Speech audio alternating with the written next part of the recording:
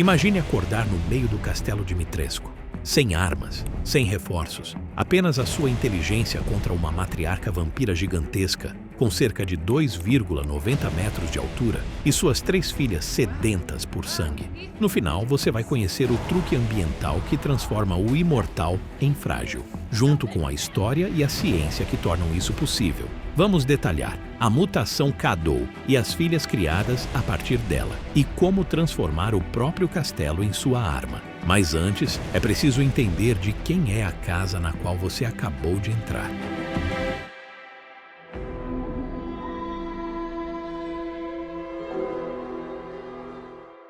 Ao mergulhar na história da vila, você encontra o Castelo Dimitrescu, erguido como último monumento de uma linhagem que já foi tratada como aristocracia. A riqueza se mostrava em retratos, vinhedos e na lealdade ou medo da comunidade.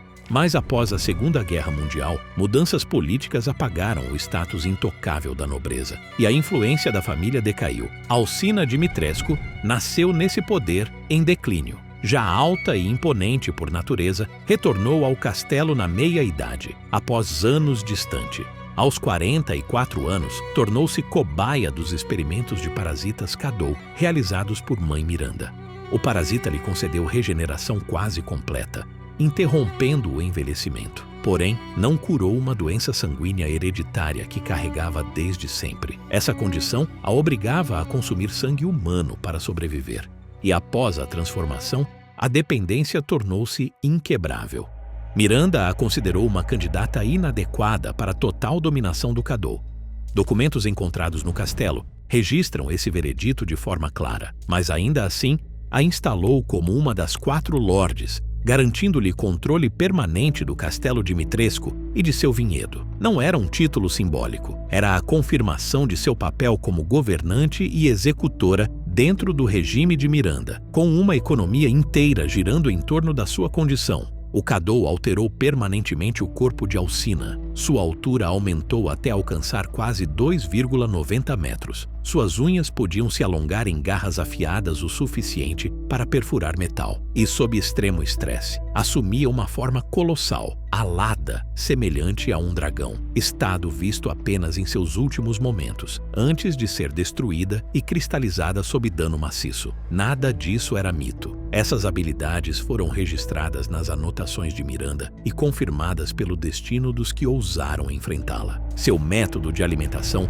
vinha envolto em uma falsa sofisticação. O vinhedo não produzia apenas vinhos de luxo, disfarçava o abastecimento mortal do castelo. O rótulo mais famoso, Sanguis Virginis, era literalmente uma mistura de vinho e sangue humano fresco, retirado de vítimas levadas para dentro. Para os ricos de fora, um raro exotismo. Para os aldeões, uma sentença de morte. O que parecia uma tradição de família era, na realidade, um sistema de extermínio organizado.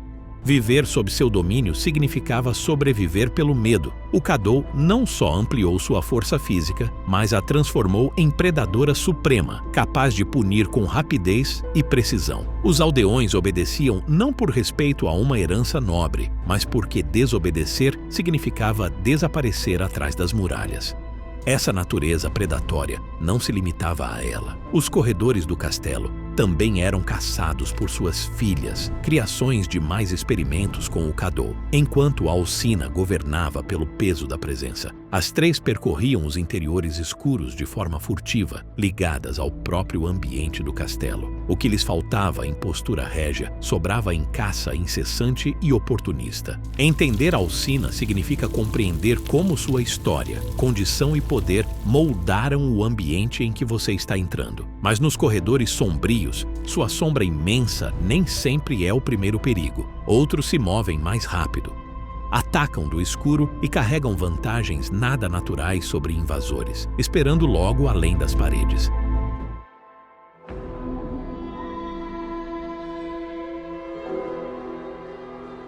Dentro dessas paredes você encara outro tipo de ameaça: Bela, Cassandra e Daniela, chamadas de filhas de Lady Dimitrescu, mas ligadas a ela por criação, não por sangue.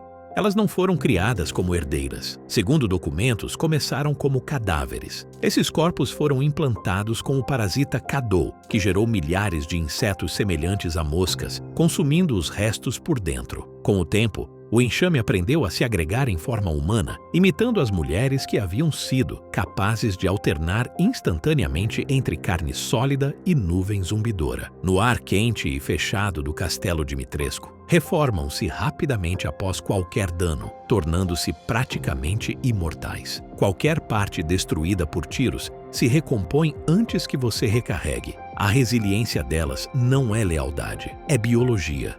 Calor, cômodos fechados e pouca ventilação lhes garantem mobilidade total.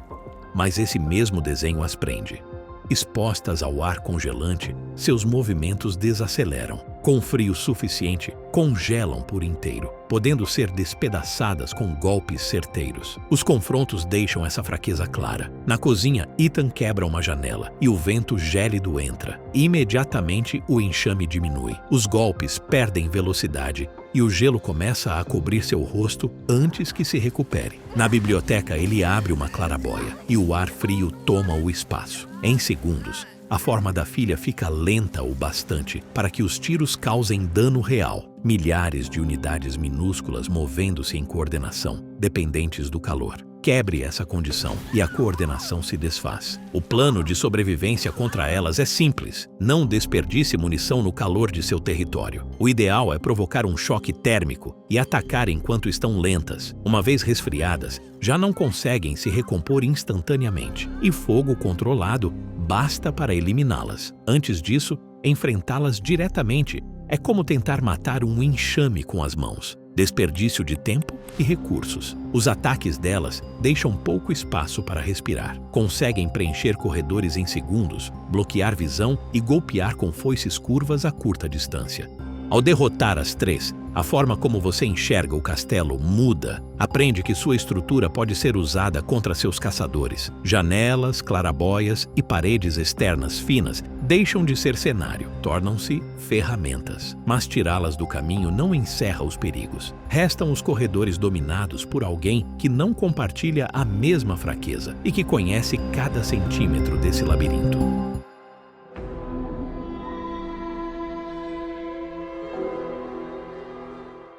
Sobreviver ao castelo Dimitrescu exige mais do que enfrentar inimigos. Requer saber se mover sem se encurralar. O castelo não foi feito para visitantes. É um labirinto. Salões grandiosos escondem corredores de servos, câmaras subterrâneas se conectam a salas já exploradas e cada curva pode levar a um patrulhamento. O Salão dos Quatro funciona como centro, de onde partem caminhos para a sala de ópera e a torre, em um lado, e para as masmorras enferrujadas e fétidas, em outro. A exploração logo revela-se um truque para atrasá-lo, enquanto Alcina fecha a distância. O perigo real, muitas vezes, vem de onde os corredores terminam. Portas trancadas, grades e passagens de mão única podem transformar uma rota rápida em armadilha. Pontos de suprimento são limitados e incertos. A prioridade é chegar cedo ao Duque. Ele não é só um comerciante. É sala segura, checkpoint e fonte de recursos. Vender tesouros, melhorar ao menos uma arma confiável e expandir o inventário tornam cada corrida mais segura. Ignorá-lo em nome de objetivos força desvios arriscados quando faltar munição ou cura. O maior obstáculo inevitável é o enigma das máscaras. 4 emblemas: alegria, tristeza, ódio e prazer devem ser posicionados nos pedestais do salão principal para liberar a saída. Cada máscara está ligada a um desafio próprio, levando você mais fundo em áreas patrulhadas por Alcina. Cada coleta é uma incursão forçada em direção a ela. Por isso, planejar rotas não é opcional, é sobrevivência. Velocidade bruta não é confiável contra Alcina. Ela avança em ritmo constante, mas implacável, e nem sempre é possível escapar nos corredores estreitos. Mais eficaz é atraí-la para passagens longas e previsíveis. Depois, quebrar a linha de visão entrando em uma sala lateral ou nos aposentos do Duque. Manter um caminho aberto para áreas altas, telhados ou sótãos, garante rota de emergência caso o circuito falhe. Esse movimento tático funciona em ciclos. Avançar até uma máscara, atrair inimigos para áreas secundárias, recuar até o duque, depois avançar de novo. O ritmo lembra um jogo de xadrez onde o adversário reduz constantemente suas opções. Cada máscara muda a prática do mapa, abrindo atalhos ou bloqueando espaços onde ela pode surgir. A consciência ambiental é parte vital. Saber qual porta acabou de destrancar, notar uma varanda que evita confronto direto, ou lembrar de uma gaveta com uma erva pode mudar a diferença entre progredir e ser encurralado. Não é sobre decorar cada cômodo, é sobre fixar mentalmente os pontos que ligam áreas centrais, o comerciante e seu objetivo, sempre mantendo uma rota de fuga ativa. Quando domina o movimento, você deixa de reagir ao castelo e começa a usá-lo. Escadas podem ser evitadas por causa do eco. Certos corredores ficam livres tempo suficiente para atravessar em segurança. Em um lugar projetado para aprisionar, cada atalho destrancado ou circuito aberto se torna outra arma. E embora tudo pareça mecânica de jogo, as técnicas são baseadas em princípios reais de sobrevivência. Zonas seguras, controle de movimento e uso do ambiente existem em treinamentos militares, evasão urbana e até sobrevivência na selva. Ou seja, as habilidades testadas aqui poderiam funcionar, em princípio, fora do castelo também.